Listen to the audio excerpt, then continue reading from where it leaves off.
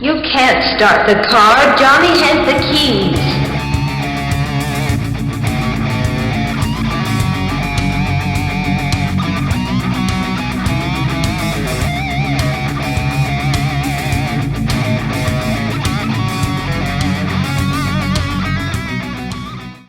I watched Carnival of Souls Ooh, for like the third or fourth time.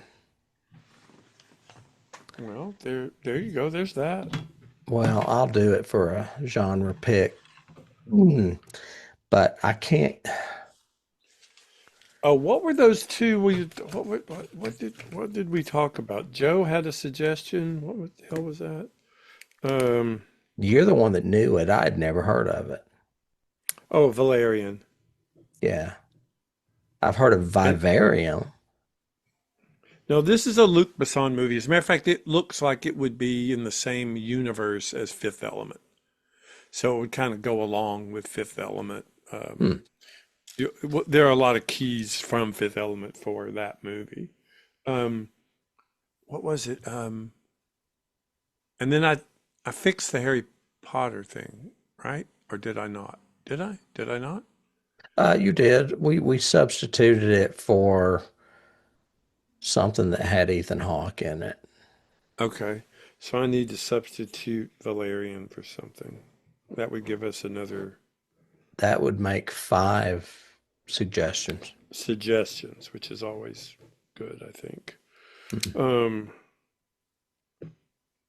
yeah, and all this frickin' press about Project Hail Mary. Jesus Christ, I have to not watch stuff because they keep wanting to Hmm. reveal stuff. I'm like, nope, nope, nope, don't want to watch. Did you watch that clip of Interview with a Vampire? I mean, I guess the Vampire Lestat. I guess they're calling Yeah. it that now.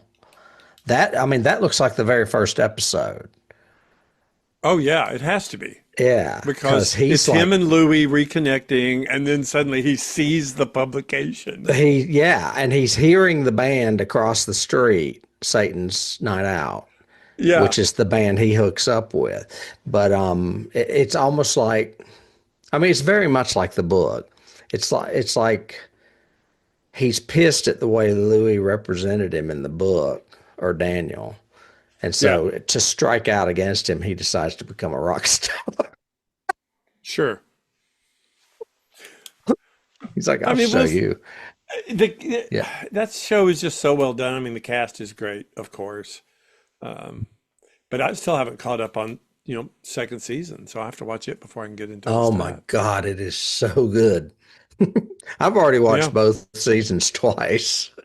Mm, Yeah.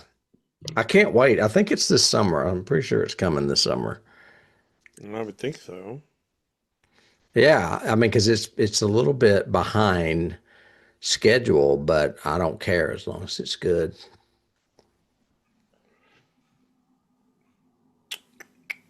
And I don't know. Well, I watched Carnival of Souls because I struggle every season because I know I should put it on for the season for us to do, and I just don't like it. I mean, it's not. It's just I What? don't know. What are you not liking? Carnival of Souls. Oh, It's very, very influential. It definitely should be watched as a podcast movie. But every time I watch it, I get frustrated because it's just not that good. And I mean, it makes Night of the Living Dead look like Academy Award worthy. It's yeah, the acting I is remember. awful. I always want to put it with Freaks, though, as a pairing, because Freaks is great.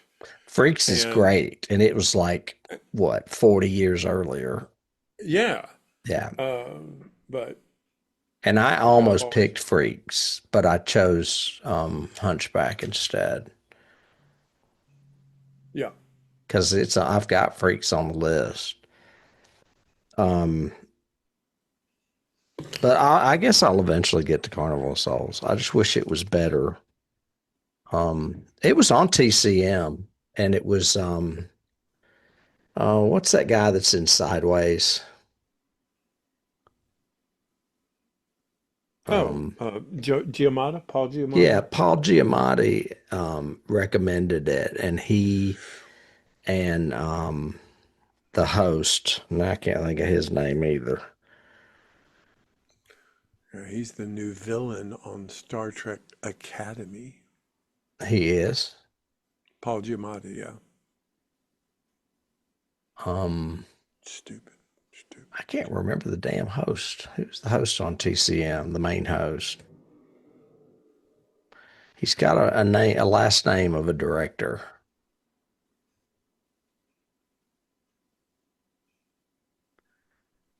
Mankiewicz, Ben Mankiewicz. Oh, yeah. Right. Yeah. He had Paul Giamatti on, and the two movies Giamatti chose to do were Carnival of Souls and Rosemary's Baby. He's a Well, horror movie fan, obviously. one He out of likes two ain't bad, sort of thing. well, and I mean, I love that. I mean, I would never consider Carnival of Souls a Turner Classics movie, but I would never consider It's Alive either, and it's been on there. I think Right. I'm glad that they're just basically embracing all movies now because you get to see the good, the bad, and the ugly. And it was funny because when they got through watching it, Ben was kind of laughing, like, "Ooh." Then Giamatti was like, "It scared me to death." He said, "How old were you when you first saw it?" He's like, "4." Yeah. He's like, "This is not a movie for 4-year-olds." Yeah, probably not. Nah, I wouldn't. I wouldn't say But so. we'll end up doing it. I'll probably cover it for a genre topic, so you'll hear some of this again. But I don't know. That's what I watched last night. We're into the third season of Ted, and I'm not buying it yet. I mean, I like it, but it's just not as good to me as the first two so far. Oh, really? Okay. Yeah.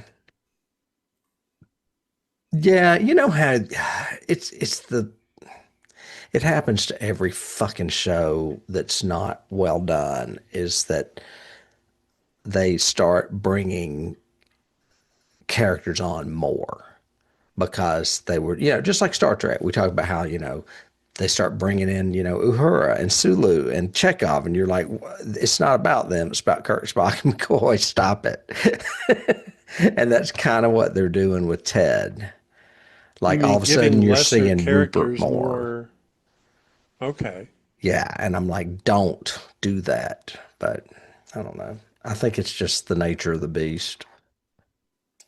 Yeah, I think it depends. I mean, on uh, it depends on how big your cast get. Stranger Things showed that, you can't have 75 people in your cast. Or Well, and lost. people should have learned that from Game of Thrones. Mm. But the thing that made Game of Thrones work was the side stories with some of the supporting characters were so interesting that it was actually okay. You were actually going, oh, okay, well, yeah, I could follow them for an episode. That's cool. Uh, three, two. One. But it's not just that. I mean, it's everything. I mean, if you could see the equipment in my yard, the porta potty that's in my yard, the equipment that's going through, because we have an easement through our yard going to the golf course because the utility company is doing a big, huge sewer remodel. So they're digging up the golf course all along Walters Drive and replacing it and doing all that. So we got all this equipment constantly coming by. I mean, if I ever want to sleep in at all, like I don't normally, but if I did, I would be awakened at like 7:30 with beep, beep, beep, beep, with all these big equipment moving stuff, down this gravel road and everything. It's crazy. Is it stuff you're all having done or the neighborhoods haven't done?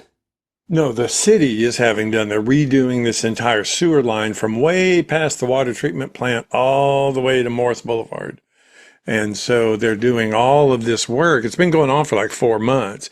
In addition, we're having a bunch of trees cut down. So I got chainsaws on one side, heavy equipment on the other. Oh I yeah, don't buddy. understand why it takes so long to take trees down. Well, these are huge and it's only two guys and they're doing it, in phases, step at a time, twig it down and then cut it down. I mean, because most So, tree removal companies are after money, and they come in and they do like a job in a half a day. And I mean, they've taken gigantic trees out of our yard, like 6 or 8 in like 4 hours. yeah, no, these guys are I'm glad because these are right beside the house. So Well, they're so are taking their ours. time. They're taking their time with them, but I mean, I don't know. You have Georgia people, I have Tennessee people. I don't know. It's just So, weird. I mean, because they're ready to move on to the next dollar. yeah, Mm. I'm sure. I mean, I saw a couple. They're about half the size of the ones we have, and they're on the other side of the golf course. And I don't know what company did that, but they even brought in like 2 bucket trucks and everything else, and we're trimming off stuff and lowering it down, all that. These guys don't do that. They rope and climb everything, so there's no other assist. Yeah, yeah. You have to cut from the top down. Yeah, yeah, and they're like squirrels. They scamper up there and just start cutting stuff. It's the guys like you see on videos and stuff where they're roped into the tree and they've got a chainsaw on like a bungee or something and it's running, down past their hips and everything. And they just reach down and grab it and then they'll just drop it and let it dangle while they push stuff off and do. I was like, holy crap. One totally down, the other one will be down today, and then the third one they'll start on Monday. And then I didn't know I'll The be broke for a Substance while. was nominated for an Oscar. I had no idea. I Was thought it it was nominated for a few Oscars, actually. Substance? Yeah. The one Okay. with, Yeah, Demi what's her name? Moore. Demi Moore? Yeah. Have you seen it? Mm-mm. It's Interesting. gotten good press. I mean, people have said it's a really good horror movie. Very Cronenberg-esque. What's going on? Anything? Nothing. Had special effects rehearsal last night, which was a lot of fun, breaking ankles and spraying blood and doing stuff like that. So that was Spraying good. blood. Who's For bleeding? misery. For misery. So, Who's bleeding? Does he hit her with the typewriter? yeah, in the final battle when he beats her with the typewriter and then makes her eat the manuscript that she's burned. It's really cool because the guy that's playing Paul is a writer. He's written a bunch of plays and he's written most of his life, and he's also a musician and all that kind of stuff. But so all of these allusions to writing and you want me to burn my book? Don't you realize that this is 3 years of my life? I mean, every word on that page is part of me, and da da da da. And he really means it when he says it. He's so emotive about it. I'm like going, yeah. Yeah, a writer doesn't want to burn his, kill his darlings, but he has to sometimes. But this is not a have to. This is she's making you. So, Have you watched any more Ted Lasso? I think I watched a couple more. I got to where, okay, last week I'd gotten to where the Mexican player joined, Ruiz, Yeah, the kicker. Riaz. Yeah, he's just an overall good player. And what's his name? The star, Jamie Tart, just got traded. And they're on their first away game. That's where I stopped last day before yesterday. They're on there where they got on the bus, and Nate ended up being packed into the bottom of the bus. They had to stop it and let him out. And yeah, they're going to, I guess, somewhere where they've always lost for like the past 8 years or something. You're not going to believe Nate's character arc. It's drastic. Cool. And we're about halfway through season 3, and there's a Brady Bunch episode where they go to Amsterdam, and it's an hour of just them in Amsterdam. And honestly, to me, it's one of the first really good episodes of season 3 because they experiment with pairing odd people together. Like, oh, cool. Yeah, like the Hannah character, I can't think of her name, the boss, ends up falling into a canal, and she ends up spending the night with a guy on his boat. And he's a Dutch actor. He's not even American. I mean, he's not even Right. English. And then, well, Ted and Beard are together for a little while. They decide they're going to do some drugs. Who else? Well, I can't really say stuff without giving it away. But anyway, it's just a bunch of unique pairings in a different city, That's cool. and it's an hour long. And to me, it's the best episode so far this season. Now, remember what I told you? I said, they've got to do something different. They need to make one of the characters on the team gay. Mm-hmm. Third episode. Told you. Dennis looked at me like, "How did you know that?" I said, "Because it needed to happen." It's storytelling, yeah. Right. Well, what I heard though, because Paige, the lady that is the head of the Greenville Theater Guild, she said she devoured Ted Lasso. She loved it. So she's watched the entire series twice. And, oh, wait. Hold on. I got to take this because it's Barbara calling. Hang on. Oh, you were talking about Ted Lasso.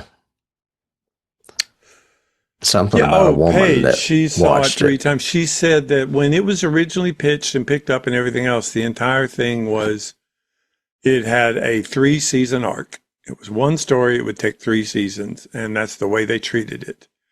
And they stopped it, and they have this, quote, series finale, she said, but fans loved it and wanted more and more and more, and and they petitioned, and it took like a year and a half, but now they've filmed and have done season 4. Oh. And she says it's a little different because it wasn't what the original plan was. So 4 is a little bit different than the other 3. And I went, oh, okay, well, I'll see what it's like. So. Yeah, I won't because we're probably going to end Apple on the 26th. Well, you're going to miss a lot of good. There's Severance is on there. For All Mankind's on there. That's all right. Okay. I watched Lisa's story. That was the main thing I wanted to see. Okay. I'll count us in. All right. Hopefully my mic won't pick up all these chainsaws. I don't hear anything. Good. Okay. In 3, 2, 1. Where was it to begin with? No, Tim, whatever AI tells me to do, I'll do. Okay. No, because AI will tell you some strange shit. I don't want to say too much. I didn't want to say too much the other day when you said you had watched the first one, but I just find it very fortunate to live in a day and age where there are so many good horror movie directors. Yeah. Or what I would say are like they're taking it to a different level than the guys in the 80s did, really. Oh, definitely. Yeah. I think they're getting a lot of opportunity, but I think that's a good parallel to the 80s. The 80s let a lot of horror directors, do their thing, and do whatever they wanted to do, sort of thing. And that's kind of what's happening now with, Streaming. everywhere from Ty West to Eggers to all of them. But I mean, I'm thinking like who this guy, I can't remember his name, something Quinn, Parker Quinn or something, him. Yeah. And the guy that did Dangerous Animals that I like so much, and I can't think of his name now either. And who's the other one? Fede Alvarez? Yeah. I mean, I haven't followed him as deeply, and whatever happened to the guy that did It Follows, which was a really good one too. Yeah. But it's like, I don't know. It used to be, you're pigeonholed into being a horror movie director. And now you have these guys that are like, no, I want to be a horror movie director and I'm going to be really good at it too. And I just think you can see the the skills and the chops and the it's not just a scary movie. It's like a piece of art in places, you know. It's cool. Yeah, makes But sense. and he just started Uh, filming the third one the like third Evil last Dead? week. Hmm? The third what? The third Smile? Smile movie. Huh? It was supposed to go into production last year and it didn't. And I read it went into production last week. And my guess is because he writes them and he wasn't happy with it until he got where he wanted it. Okay. But Interesting. when you see where two leaves off, you'll be like, what the fuck are they gonna do? Yeah. Okay. But anyway. Uh, Oh, I know what I was gonna say, and I'll leave it at that. But he's also a big fan of practical effects. Did you notice? oh yeah. Yeah, not really a lot of CGI at all. I knew you would like that. Mm-hmm. In three, two. One. Remember how I used to watch those In Search of Darkness and they did the best of the 80s horror movies? Then they did In Mm. Search of Darkness 2 and it was the best of the rest of the best. And then they did the part 3, which was like the bottom of the barrel. And each one was like 6 hours long, 6.5 hours long. Yeah. Well, they've done two more on the 90s. And Okay. I don't know why Shudder didn't get the first one, but I'm watching the one that's 1995 to 2000. Mm. Okay. And it's 6.5 hours. Damn. I mean, I'm doing a jigsaw puzzle and I've got it on in the background while I'm watching it. And it's like the 90s were like a wasteland. I mean, there's just not a lot of good horror in it. I mean, every once in a while you'll hit, Scream or Seven or something, but most of the shit in between it's like Jack Frost or some kind of Oh Japanese yeah. horror movie. It's something stupid. Yeah. It's weird. But yeah, I'll get into that when I cover it as a genre week down the road. Okay. Um, And the thing comes out. The new documentary comes out a couple of weeks, right? Isn't it? it's already out, I think. Oh, okay. It was supposed to come out. Maybe it hadn't. I don't know. I've been watching trailers for the new Avengers movie, Doomsday. Oh, I haven't seen any yet. So. They're all very similar. One of them has Steve Rogers. One of them has Oh, that's it. The well, only one I saw was Steve Rogers and a baby. Yeah, yes, and one that of was them it. has The Thing and Black Panther. The Thing Okay. from Fantastic Four, and then I can't. Oh, one of them has X-Men, Xavier and Magneto. And then the very last one just shows a line of directors' chairs with everybody starring in, and it's like insane. And then the very last one says Robert Downey Jr. and he's sitting in it and he turns around. Hmm. Yeah, it's pretty good. I mean, they're all really well done. Okay. Good they're hype. they're Good hype. teasers. Yeah, Yeah. they're teasers for sure. Count us in. Three, two. Jazz hands. One.